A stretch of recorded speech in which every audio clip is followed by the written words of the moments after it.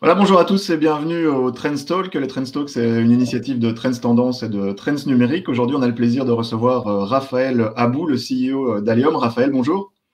Bonjour. Alors, bonjour à tous et bienvenue au Trends Talk. N'hésitez pas à réagir, à poser vos questions en direct à notre invité.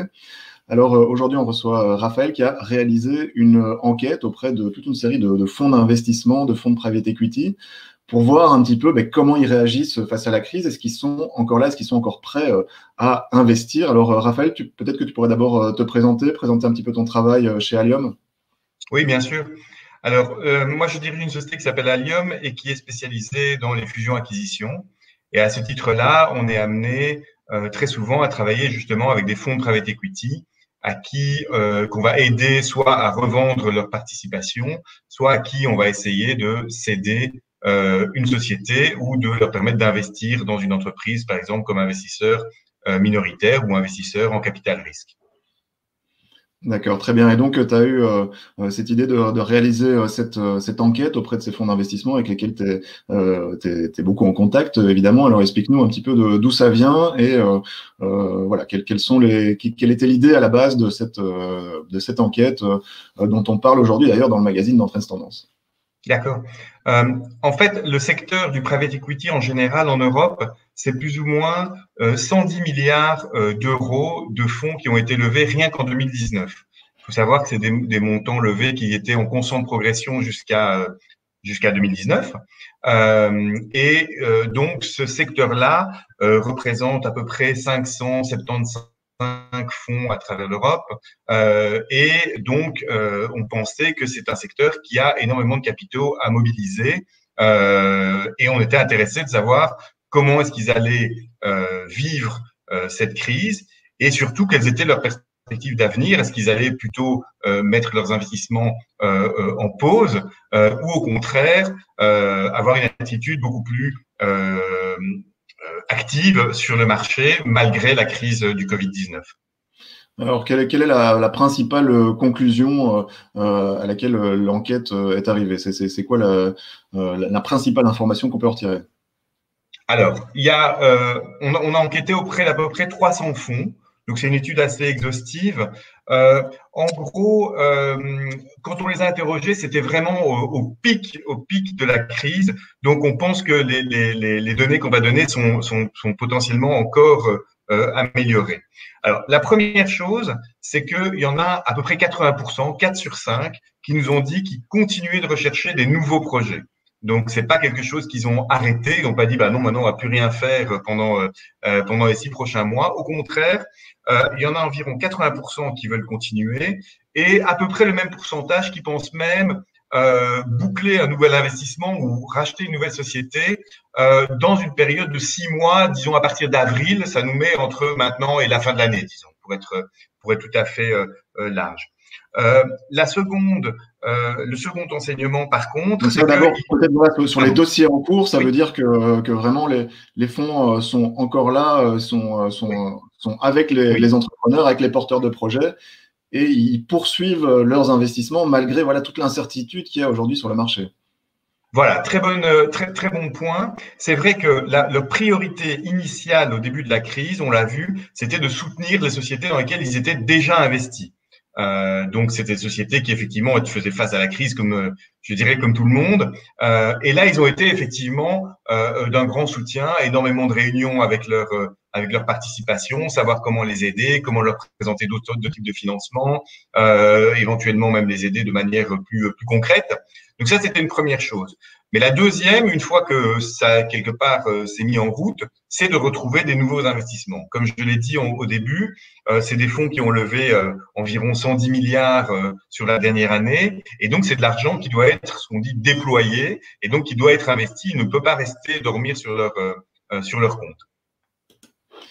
Voilà, alors il y a un petit commentaire ici, un petit salut de la part de Lorraine, c'est sympa, pour Raphaël. Donc, on vous rappelle ici, on est dans les Trends Talk, c'est un débat en direct avec notre invité, avec Raphaël Abou, qui est CEO d'Allium. Donc, n'hésitez pas à lui poser toutes les questions que vous souhaitez lui poser aujourd'hui. Trends Talk, c'est une initiative de Trends Tendance et de Trends Numérique. Alors, voilà, Raphaël, tu t'en parlais justement. Est-ce que aujourd'hui, entre les investissements que les fonds ont déjà fait et les nouveaux investissements qu'ils pourraient faire à l'avenir, est-ce qu'il y a un arbitrage qui se fait du côté des fonds? Est-ce qu'ils vont privilégier quand même quelque part les projets qu'ils ont aujourd'hui en portefeuille par rapport à de nouveaux investissements potentiels? Oui, c'est une très bonne question. C'est une question qu'on leur a posée aussi. Oui, évidemment, il y a une priorité qui est donnée à leurs investissements actuels. On est aujourd'hui très tôt dans la crise, donc ils ont des participations et effectivement, c'est la priorité. Mais le deuxième point, c'est que, comme je le disais, les montants qu'ils ont levés en 2019, ils sont pas tous déjà investis dans des participations existantes, et donc il leur reste ce qu'on appelle du dry powder, donc c'est-à-dire de la poudre sèche. Pour vous donner une idée, à la suite de la crise de 2009, on estimait que dans son ensemble, l'industrie du private equity avait 1 trillion de dollars de poudre sèche. Aujourd'hui, juste avant la crise du Covid-19, on estimait ce montant à plus du double. D'accord, donc ça veut dire que cet argent, il est là, il est encore disponible Oui. pour les fonds d'investissement, et donc voilà, ils vont pas le garder en caisse indéfiniment, il est là Non. pour investir dans des nouveaux projets. Oui, exactement. Donc, c'est de l'argent qu'ils ont eux-mêmes levé auprès d'autres investisseurs, de type fonds de pension, par exemple, fonds souverains. Et ces fonds de pension, ces fonds souverains, ils attendent un certain rendement qu'on ne pourra évidemment pas obtenir en gardant simplement les fonds levés en cash. Donc, il faut l'investir. Alors la question aujourd'hui, c'est voilà, par rapport à l'incertitude actuelle, il y a vraiment des secteurs d'activité qui sont complètement à l'arrêt. Alors on peut se dire, est-ce que ces fonds d'investissement, ils vont revoir un petit peu leur stratégie d'investissement? Est-ce qu'ils vont privilégier certains projets au détriment d'autres? Oui, ça c'est aussi un grand enseignement, c'est que la crise a montré qu'effectivement les arbres ne poussent pas jusqu'au ciel et que le facteur risque devait rester en tête des investisseurs. On a eu tendance à l'oublier parce qu'on a eu effectivement, je dirais depuis la précédente crise, quasiment une croissance ininterrompue dans ces secteurs-là en particulier. Et donc là, effectivement, il y a 2 points qui nous ont semblé intéressants. Le premier, c'est que on va effectivement revoir, et les fonds d'investissement vont revoir leur appréciation du risque. Donc, ils vont demander effectivement la question qu'ils vont poser aux participations ou aux projets qu'ils comptent faire. Comment réagissez-vous à une pandémie? Elle va se poser et ils vont estimer ce risque-là et ça va se ressentir dans le type d'investissement qu'ils veulent faire. Et le deuxième point, c'est sur les valorisations, où là, effectivement, on s'est rendu compte que compter effectivement sur une croissance ininterrompue pendant 15 ans ou 20 ans, c'était quelque chose de risqué et donc ça va se refléter dans les valorisations. Peut-être d'abord pour parler justement de ce dont tu parles, du risque, hein, est-ce que ça veut dire que voilà, maintenant, tout est revu à l'aune du Covid, quelque part. Certains projets qui étaient peut-être vus moins risqués avant le Covid deviennent aujourd'hui plus risqués parce qu'ils sont dans un secteur qui est plus impacté qu'un autre. Comment est-ce que les fonds arrivent à faire cet arbitrage? Alors, c'est vrai que c'est un point qui est au centre de leurs préoccupations aussi. Je pense que ce qu'on va voir, c'est que certains dossiers qui étaient déjà très, très risqués, ceux-là risquent de ne pas être financés ou de ne pas être achetés s'ils sont en train si c'est des sociétés qui sont cédées.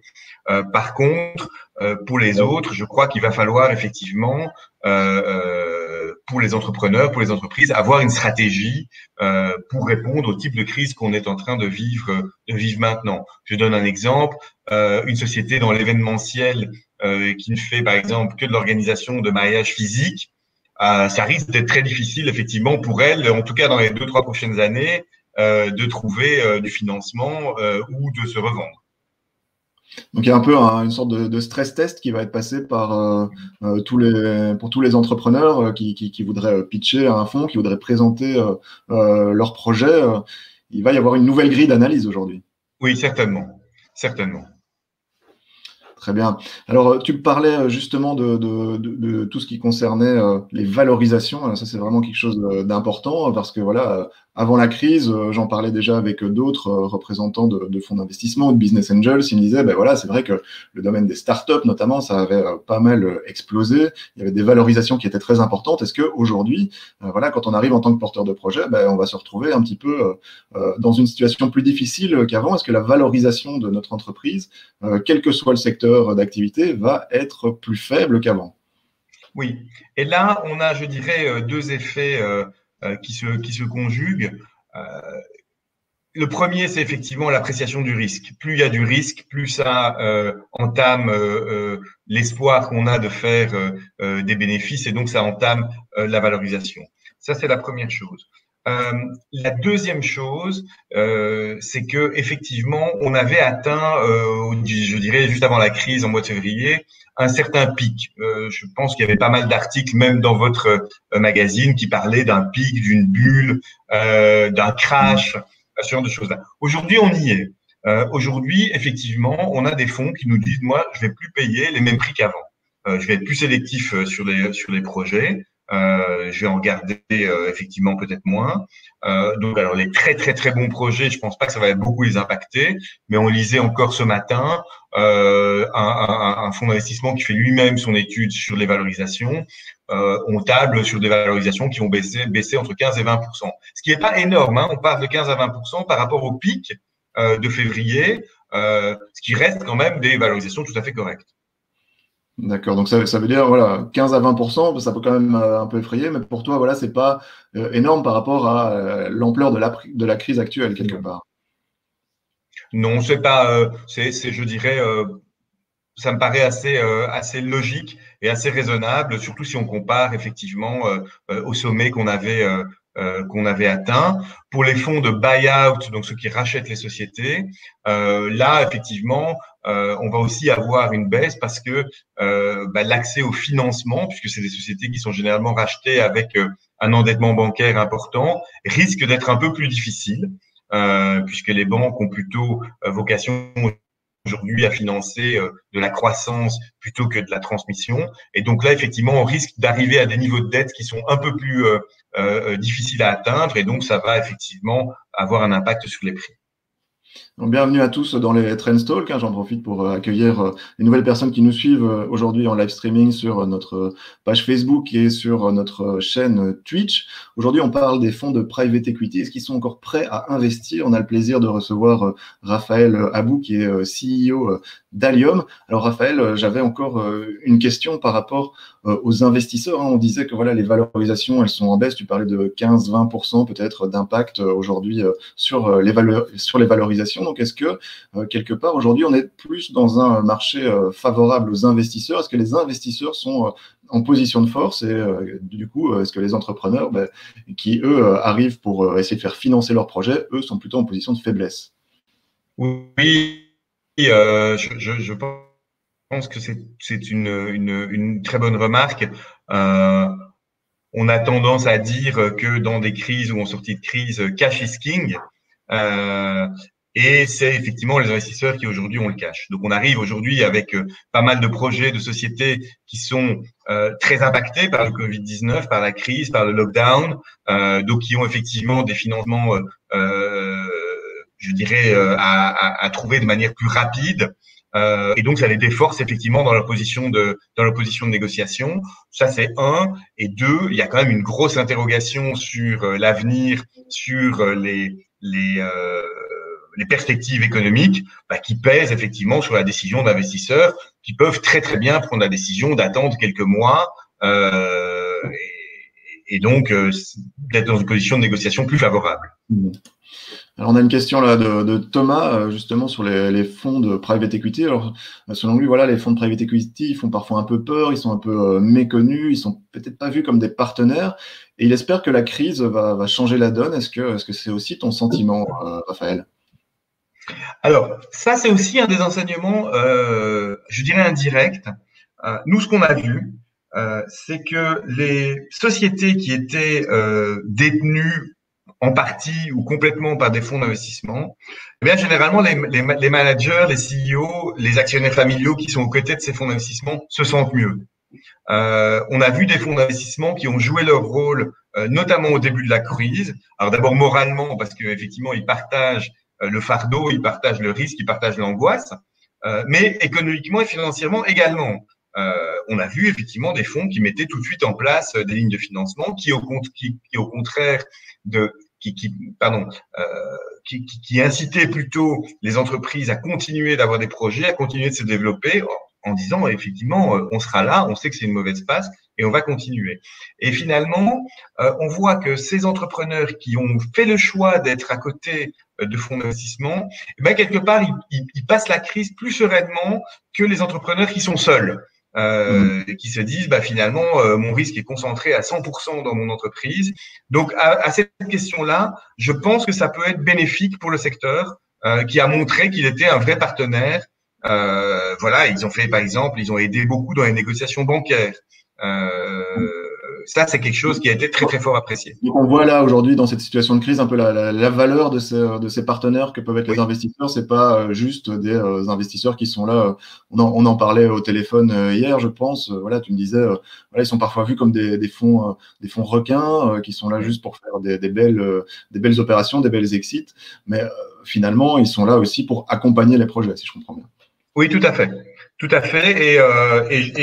Et aujourd'hui, ils l'ont fait. Je parlais avec un investisseur pas plus tard que la semaine dernière qui me disait, moi, j'ai fait le tour de mon portefeuille de participation et je les ai incités à aller voir leurs concurrents, aller voir leurs fournisseurs, les gens dans leur écosystème pour voir s'il n'y avait pas des opportunités de croître, c'est-à-dire effectivement de grandir le business aux côtés des entrepreneurs. Et ça, je trouve que c'est un message assez positif.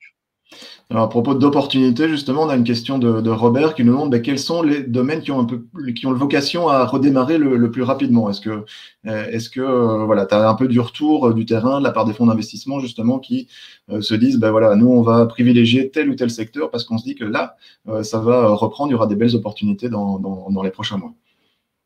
Alors, on n'a pas vraiment sondé par secteur parce que les investisseurs qu'on a vus investissent dans une myriade de secteurs, donc ils vont quand même rester sur leur spécialité. Par contre, effectivement, les business qui sont crisis resistant et qui l'ont prouvé, donc comme vous disiez tout à l'heure avec le stress test, ceux-là vont être privilégiés. Typiquement, la distribution digitalisée, tout ce qui est service dans le cloud, tout ce qui est télécom, ceux-là, c'est clair que c'est les premiers qui vont ressortir. Mais on peut avoir de bonnes surprises aussi sur d'autres secteurs. On l'a vu par exemple sur le secteur par exemple, de la distribution même physique, les supermarchés, ils n'ont jamais aussi bien fonctionné que pendant la crise, ce qui n'était pas évident au départ. Au départ, on pensait que on rentrerait un par un dedans.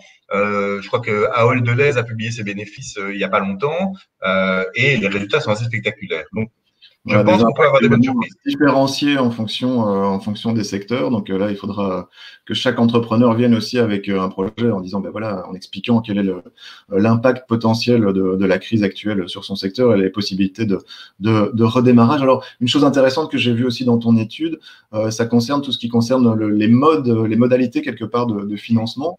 Je pense que tu parles notamment d'une certaine adaptation quand même de ces modalités, notamment peut-être parfois plus de paiements différés pour des projets qui seraient plus risqués. Tu peux nous en dire plus ? Oui, bien sûr. En fait, ce qu'on a aujourd'hui, c'est qu'on a une grande incertitude sur l'avenir, je dirais, déjà à court terme.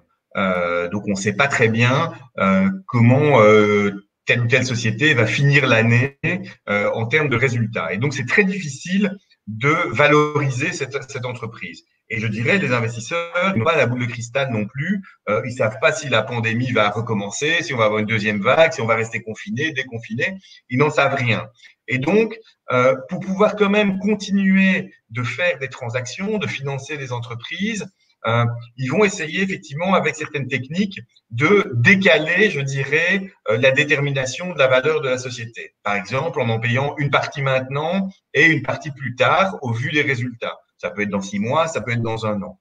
Pour des sociétés de venture capital, c'est-à-dire qui investissent dans des sociétés, dans des startups par exemple, ou dans des scale-up, là aussi, les discussions sur les valorisations risquent d'être un peu compliquées et on risque effectivement de les décaler, par exemple, en faisant une partie de l'investissement cette année et une autre partie l'année prochaine, ce qui permet aussi de voir si le business model tient la route pendant les 6 prochains mois ou les 12 prochains mois. Voilà, des modalités peut-être un peu plus prudentes aussi de la part des entrepreneurs et puis qui s'adaptent aussi voilà, à la situation actuelle qui est tellement incertaine forcément qu'il faut des nouvelles modalités. Alors, peut-être une dernière question, Raphaël. Aujourd'hui, nous, on publie dans le Trends Tendance tout un dossier sur l'entrepreneuriat en temps de crise. Et, le thème, c'est le bon moment pour lancer sa boîte. Hein. On a eu plein de témoignages d'entrepreneurs qui lancent leur boîte aujourd'hui. Alors toi, est-ce que, voilà, du côté des fonds d'investissement, est-ce que c'est aussi le son de cloche que tu as? Est-ce qu'ils disent aussi, allez les entrepreneurs, allez-y, il y a des bonnes opportunités aussi, malgré tout, en temps de crise. Est-ce que c'est le moment de peut-être aussi de présenter votre projet? Il ne faut pas avoir peur. Alors, il ne faut jamais avoir peur. Donc, c'est vrai que c'est une bonne idée. Maintenant, je dirais, une start-up, c'est déjà un projet assez risqué. Alors, dans un environnement qui est très, très inconnu, voilà, je prends par exemple une start-up de distribution online. C'est clair qu'elle a profité très fortement du lockdown. Est-ce que ce modèle va se pérenniser? Est-ce qu'on va continuer d'acheter sa bière online, son fromage online? Oui, on le faisait pendant le lockdown. Est-ce qu'on va continuer de le faire demain? Je me pose la question. Franchement, je n'ai pas la réponse. Mais j'admire très fort ceux qui se lancent maintenant. Je pense qu'on peut leur tirer notre chapeau. On en a trouvé pas mal. On a une douzaine de. Ah oui, j'ai vu ça. C'était très bien. Donc, faut pas hésiter à lire notre dossier aujourd'hui dans Trends Tendance. En tout cas, un grand merci, Raphaël, pour ta présence dans notre Trends Talk. Trends Talk, donc une initiative de Trends Tendance et Trends Numérique. Et on se retrouve évidemment la semaine prochaine pour continuer à parler d'entrepreneuriat en temps de crise. Raphaël, une bonne journée à toi. Super, merci beaucoup. Salut. Au revoir.